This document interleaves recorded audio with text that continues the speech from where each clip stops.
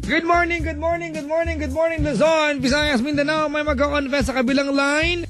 Si Jeffrey na ang lakas ng radyo. Hinamo mo na yung radyo bago tayo iyere. Masyado malakas. Jeffrey, pakihinaan radyo. Pag hindi hinanaan, goodbye na lang. Hello? Hello, Jeffrey! Hello po, Papa Jack. Good morning po. Good morning, Papa Jeffrey. Opo, good morning din po, Papa Jack. Kamusta ka na? Ito, Papa Jack, medyo okay naman po. Naniniwala ka ba bakla ako?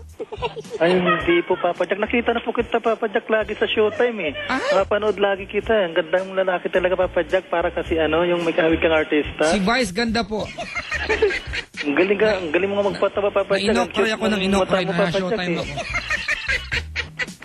Oh, twice.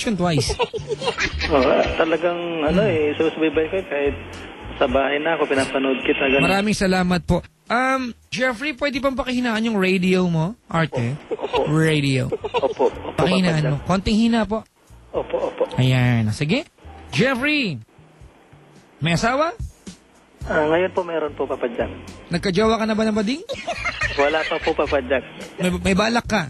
Wala po, Papa Jack. Buti naman. Matanong lang. Opo.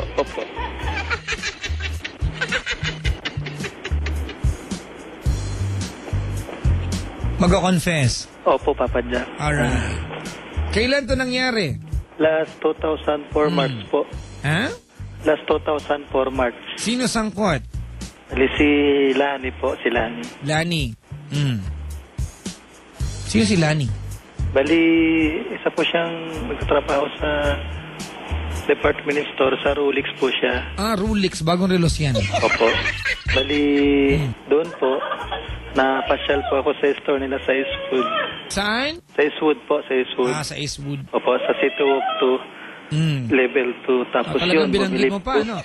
Teka lang, noong time na yan, meron ka ng asawa. Wala pa po, Papa wala Jack, pa. pero may ano na po ako na papakasal po kami. Ganun. Noong time na yan, ikaw ay engaged na. Opo. Ganon. Opo. At napunta ka ng Rolex. Ba't nung gagawin mo na bibili kang relos? Bumili po ako dahil graduating po kasi nung kapatid nung engage ko po. Binila mo ng Rolex? Opo, binili ko po. Ang yaman mo! Magkano ba Rolex yan? Di ba? At least 100,000. Hindi po. Yung ano lang po, yung hindi po ganong mahal. Ano? Magkano po yun? 25 lang po. 25,000? Opo. Panregalo sa kapatid? Opo, kasi graduating po kasi yun eh. Mayaman ka. Hindi po. Ako mga kaibigan, ang koleksyon ko relos. Ang pinakamahal kong relos, 800 pesos. Yan lang, Tutuban, Harrison Plaza, Cubao. Mga pagpumalakpak ka, malalaglag yung bracelet. Mahirap lang po ako. Yan ang gagawin ko. Diba, no? Diba, sperma? Okay. So, nagpunta ka doon para bumili ng tagda 25,000 talaga ng relos. Opo, bali tapos yung nag-entertain po sa akin si Lani po. Huwag mo nang banggitin yung pangalan. Baka mamagit ang apelyido. Sige, Lani. Opo, sige. Siya yung nag-entertain sa'yo. Opo. Paano kanya na-entertain? Sinayawang ka niya? Paano? Binigyan niya po ako ng discount. Magkano ang discount? 200 lang po eh. Ay, malaki na yan, ha? Opo. Pan-taxi na pa uwi niyan, Opo. Tapos yun. Tapos binigyan niya yung number niya. Tapos kinuha niya rin po yung number ko. Bakit niya binigyan number niya? Pogi ka ba? Hindi naman po. Kaya lang sabi niya pag bibili po daw siya ulit. Sabi niya pag bumili kayo ulit, sir. Sabi niya para maka-discount kayo. Ako na lang hanapin mo pa. Sabi po niya. Kasi para may kita din daw po siya. Kumbaga commission-based sila. Opo. Alright. So, yung binigay number, wala kang balak bumili ng panibagong relos, next mate mo na lang. Hindi pa po. Matagal pa po, Papa Jack. Mga 2 months pa po. 2 months. Tapos nakita mo sa phone book mo, may babae nakalagay. Ma-text nga ito, ganon. Opo. Tapos tinext ko po siya. Tapos, sabi po niya sa akin, baka wala kang gagawin. Magpapasama daw siya. Magpapasama? Opo. Why? Bakit? Tourist guide ka ba? Hindi naman po. Kaya lang, yun po yung take siya sa akin. Sabi ko naman, sige, may time ako sa susunod na week, Sunday, sabi ko po. Teka lang, hinaan mo yung radyo. Sa madaling sabi, Sa madaling sabi, Yun po. wala siyang kasamang iba, ikaw nahagilap niya. Wala po. Matanong ko lang. Question. Ano ba yung sinabi niya sa'yo na pagsasamahan ninyo? Bali, sabi niya may bibilhin lang daw po siya. Ano yon? Yung ano daw po, yung panririgalo niya po kasi may boyfriend siya. Sabi niya, ano daw yung maganda na irigalo sa lalaki. Aray! May jowa siya, ikaw gusto niya basama. Opo. Uy, may tricycle. Para sa kanto lang ako. Boss, bayad, sukli ko po, 7 lang mamasahe, di ba? May tricycle po. Tapos? Tapos yun po, nung nagulat po ako, nung nag-reply ako sa kanya, next Sunday, pumunta na po talaga doon sa pinapasukan ko dati. Saan kayo nagkita? Doon po, sa Eastwood din po. Ganon. Okay, tapos, anong unang destinasyon ninyo? Ang unang destinasyon po namin, sumakay po kami ng taxi. Tapos, Pakihinaan po yung radyo. Tapos yun po, pag sakay namin ng taxi, pumarap po siya sa may Jollibee, nag-order po siya. Tapos sabi niya, sige, sakay tayo ulit ng taxi. Ganon. Opo, tapos yun. Tapos pag sakay namin ulit ng taxi, nagulat po ako. Ay! Bakit? Kasi pagpara po niya, nandito na po kami sa may, sa may Marcos Highway. Saan yan? Dito po, yun sa may Mariposa po. Mariposa. Opo.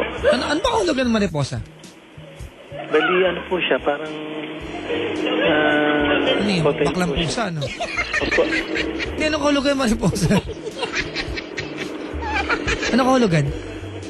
Bali, pag... Butterfly yan, di ba? Opo. Ganon. Tapos, Parang bangbang ali lang ito. Sabi ko, akala ko ba sasamahan kita na bibili ng regalo sa boyfriend mo? Sabi, bakit ayaw mo? Sabi niya sa akin. Yan, nandun na po kami. Ay! Ibig sabihin, ikaw ang inaya niya sa lugar na yon? Opo. Hugi!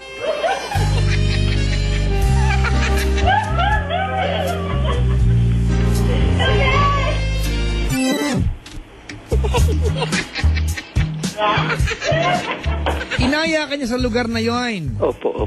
Okay, sige, shortcut tayo. Pagdating sa loob ng lugar na yon, sino unang pumasok ng pintuan? Siya po, pumasok po siya. Siya. Opo. Saan dumiretso? Sa CR po siya. Ang ginawa? Naligo na po siya. Nagbaka-baka siya doon. Ano?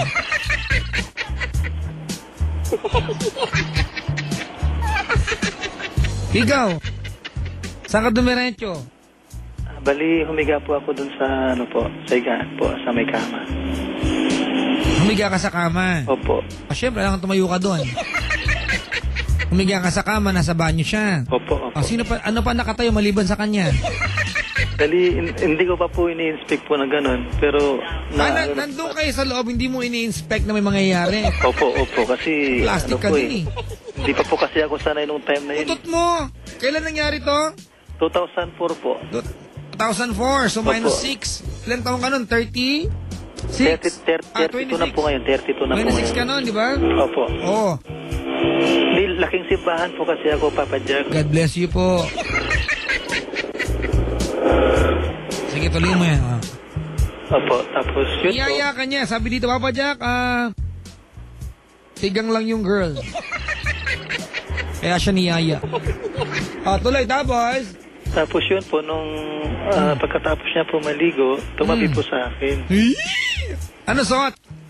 Tapis? Ano na po, yung ano na lang, yung towel na lang po. Towel na lang? Opo. Towel, Tapos? Tapos yun po, nung paglapit sa akin, sabi ko, sandali lang, magbabanyo muna po ako. Wala na! Anong gagawin mo doon? Magpapagpag ka rin. Hindi po, para maliligo din po ako, Papa Jack. Maliligo. Opo. Maganda tong usapan na to. Teka lang, ano nga bang trabaho mo nung time na yan? Bali, sa call center po, Papa Jack. Anong trabaho mo sa call center? Bali, agent po. Agent. Sample. Paano yung linya mo sa call center? Agent ka, di ba? Pero ano po, Papa Jack, local lang po, local. Local.